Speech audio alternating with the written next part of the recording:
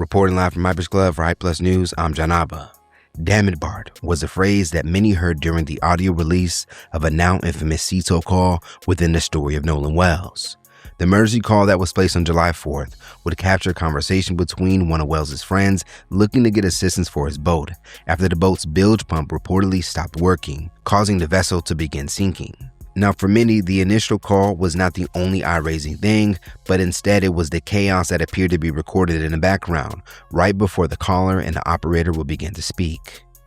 Now, after enhanced audio would be released for further review, many who heard the recording would claim they heard phrases like "No Nolan," "Wake the F up," and "Is he dead?"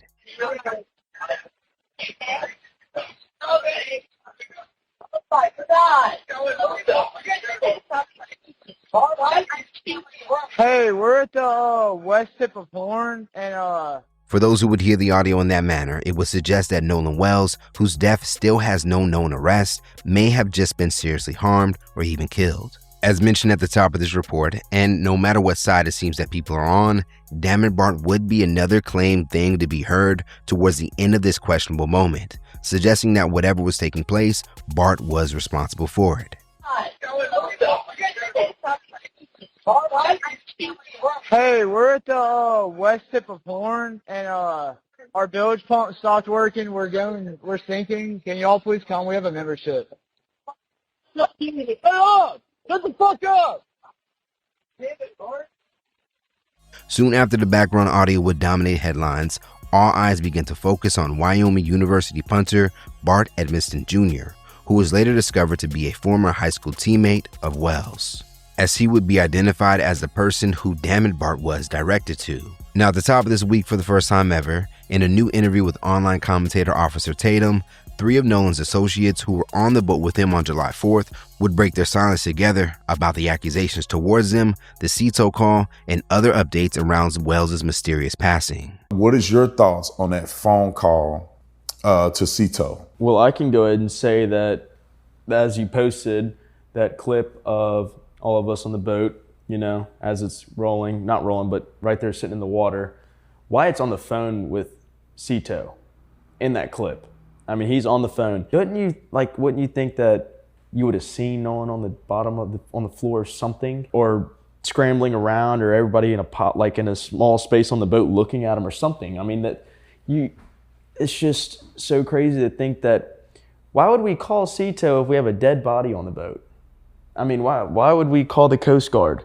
You know, why would we do the things we did if we know we killed somebody? Now, for many who are looking to get clear answers about the call in particular, since at one point it was considered the smoking gun to the case, they would notice that Bart Edmiston has been nowhere to be seen and appears to have decided to hide from the press. If you can recall, during the first part of the allegations against Edminston, he and his family would go on to retain attorney Russell Latino, who would immediately start conducting interviews on his behalf. But with Edmiston's friends now being open about that day, it appears to have caused some to consider his silence as suspicious and concerning. Over on the Instagram page of his football team, those after answers have now jumped into the comments to demand Edmiston come out and speak. Like this post of the Wyoming team in action, one user will go on to write in all caps, "Where the F Bart at?" accompanied by other similar comments, gifs, and questions on the team's page. Now, even on other parts of social media, those same questions in the aftermath of his friends now deciding to speak out continue to circulate, as one user on Threads would ask, why wasn't Bart in the new interview? Now, it can be assumed that Edmiston, at the advisement of his team and family, are thinking his silence may be the best move. But as his friends continue to speak out, looks to have created added pressure of him defending himself. Now, just a few days ago, Edmiston's football coach would take it upon himself to address the accusations made against his player, which looks to also help keep some players who happen to be mainly all black at ease with the conversation surrounding the case. University of Wyoming head coach Jay Saville would speak to his newest recruits in a now released video from the first day of fall camp, and would go on to back Edmiston in not ever being considered a suspect. Regarding the tragic death of Nolan Wells in Mississippi and the very public social media link to one of our players, Bart Edmiston, at no time since July 4th we been aware in any way, shape, or form, and has it come to our attention that Bart Edmiston has been a suspect, ever been a suspect, or currently is a suspect? We have no information that has ever linked him to this, okay? And so that's where that's at. We'll have no further comment on it until the official investigation is completed. Bart doesn't have a defense attorney and never has had a defense attorney. His family does have a personal attorney, Russell Latino, who was retained to fight defamation issued against Bart and his family. Towards the end of the video, Saville would also express that this will be the only comment from the university speaking about it, and that for anyone at the university looking to speak to Bart about the case should be directed to Latino. Now, despite this, in the aftermath of Saville's remarks, some have gone on to accuse Saville of covering for his player. As one user would say in response to the moment, devils, liars.